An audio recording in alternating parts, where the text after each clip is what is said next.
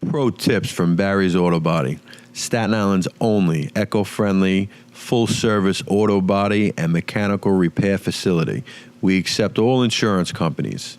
This video is about changing a flat tire.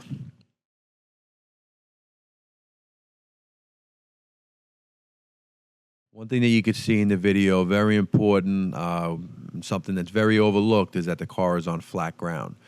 Do not attempt to change the tire on any kind of hill, any kind of incline, because the car could definitely end up on top of you or end up falling and damaging the car.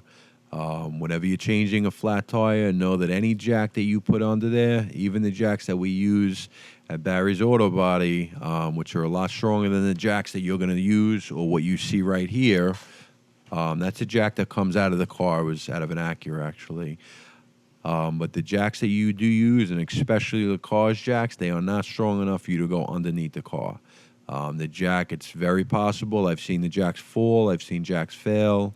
And actually, you know, we've seen people, I haven't seen personally, but I've heard in the industry of people dying because they were staying under a car and trusting a jack when they shouldn't have. When we go under a car, you jack a car up, and then we actually go underneath and we put jack stands under there, which is what we go under a car with. It's not actually a jack, you know, or a car's put on a lift. You could see before he even jacks the car up, very important, he doesn't jack the car up first and then break the lugs, you know, because the lugs, the first thing you have to do is kind of, you know, once they're tightened on, they call it breaking the lugs, and it's really just taking the pressure away from them. You have to do it before you jack the car up. You don't want to take the lugs completely off, but you do want to first just break the pressure on them. And then some cars will have a key. You do have to know where that key is. If not, you know, we do have sets at Barry's Auto Body that actually take the lugs off without a key, but it's not something that you're going to have, you know, on the street if you do get a flat tire or changing it. But you see that he put the key in there, and now he's going to break the key lug, just to relieve the pressure in there. Now that they'll spin freely. Taking the key out, you see he pulled one of the lugs out. I wouldn't recommend taking any more out. You really should leave them all in there. Actually, should have left it in before you jack the car up. Now you jack the car up. You want to make sure that you know that right there is a pinch weld. Certain cars are different. They have different jacks that go under there. The owner's manual is going to tell you exactly where the car should be jacked up, what spots in there. Every car is different. But the owner's manual will tell you where you should be jacking it up. On this particular car, it goes underneath the car. You want to make sure that you're not jacking up from a weak point in the car, because you will damage the car and bend it. Each car has specifically designed structural points to jack it from, because anytime you're lifting the car up, you don't want to lift in a weak spot, or else it's going to cause a lot more damage and, you know, a lot more money and damage than a flat tire, because you could literally damage the underneath the car and damage the paint and all. And you see now he's jacked it up from a safe spot. It's most important, it's on level ground. He's starting to take each one of the lugs off. You know, they were already loose before he started this, because if you try to take the lugs off and try to kind of break the lugs and break the tightness of the lugs, that first turn, it would be too much pressure and you may end up knocking the car off of the jack. You can see how he gave it a little bit of a hit? You could do that with a rubber mallet. You could, you know, do it with your foot. You just don't want to get your foot under the car, because, you know, do not trust that jack was going to be safe. You know, it's always a possibility that jacks do fail. You know, jacks do fail and the car can fall. But you see now he has the tire off. You would go into the car. Basically, you would just look for the spare. You know, every car, it's going to be in the owner's manual where they keep the spare. It's normally located where he's looking right now, on the inside of the trunk, right on the trunk floor. And you can see he's actually taking the spare tire out now. Some cars, especially on certain Jeeps and trucks, SUVs, sometimes the spare is actually underneath the car, and it kind of gets fastened up. But it will be in the owner's manual where it is.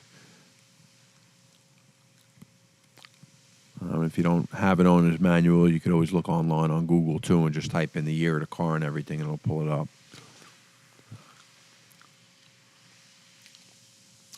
So he's taking the spare out. And you can see Jimmy's actually,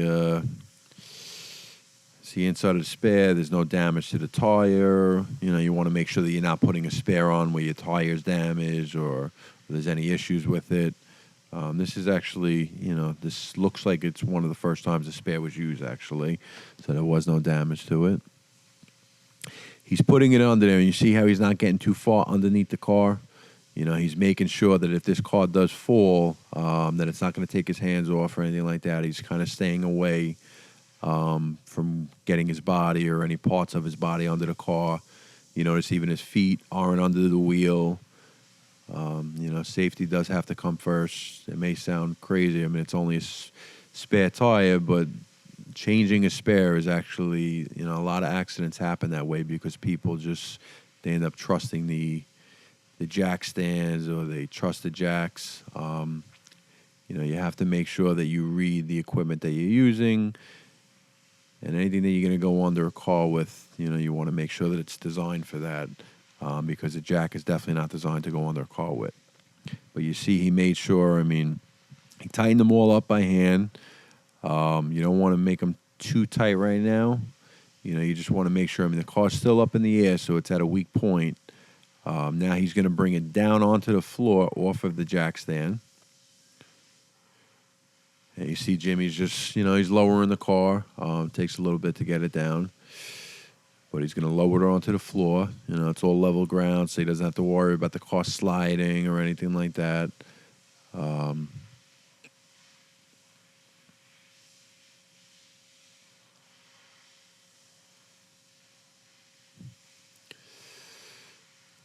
All right, so now what he's going to do, now that the car is actually on the ground, now is where he's really going to tighten those nuts up and give it a nice, so he's going to give it a nice, it doesn't have to be over tight where you're going to start snapping it, but you got to make sure it's on there tight. And in the owner's manual of the car, it should have the exact torque pressure on there if you want to check that. But each one, and you notice how when he tightens it, he's not going from one to the next to the next to the next. He actually you go from the top one to the bottom one, and you kind of want to go in like a star effect, where you go from top to bottom, and then one side to the next side. This way you're going across, and it basically puts a spare on there on a nice even manner. And it's not, you're not putting the spare on there kind of crooked, or messing up the lug nuts or anything like that. You want to go from top to bottom, then side to side, and then the fifth to sixth one, you'll be able to do after that. You see how he's really, you want to make sure, anything to do with lug nuts, anything to do with tires, suspension, you have to make sure that it's, it's on there secure. You don't want, the last thing you want is, as a tire getting loose or coming off while you're driving. Because, even if one lug nut comes loose, even if the tire doesn't come off of the car, which would be worst case scenario, it would still make the car very vulnerable to an accident if the tire is on there loose. If there's any kind of shaking or vibration, you're really not supposed to. Another thing we point out is you're not supposed to be driving a car. There are in the owner's manual, it should tell you the exact manufacturer recommendations for how long and how fast you can drive on a spare. Most manufacturers, is usually around 25-mile range, 25 miles per hour. You definitely don't, spares are not meant to be taking a car on a highway or anything like that unless you have a full-size spare. But any kind of donut or any reduced size, which most spares are going to be either a half the size of the normal tire, or it's going to be at least reduced from the size of the normal tire. You don't want to be taking them on the highway or anything like that. They're really only designed to get you off of the road and basically to a tire shop to actually have your car looked at, or, to a body shop if you had an accident, if there's any kind of repairs. Also, if you're feeling any kind of, if it feels weird when you're driving the car, if you're feeling any kind of shimmy, any kind of shake, anything at all, if you notice anything at all, you definitely shouldn't be driving the car after that, because that's telling you that it did damage to the suspension. Understand that changing a spare tire is done at your own risk. Barry's Auto Body does not accept any liability at all towards this. This is just an educational video on how we do it.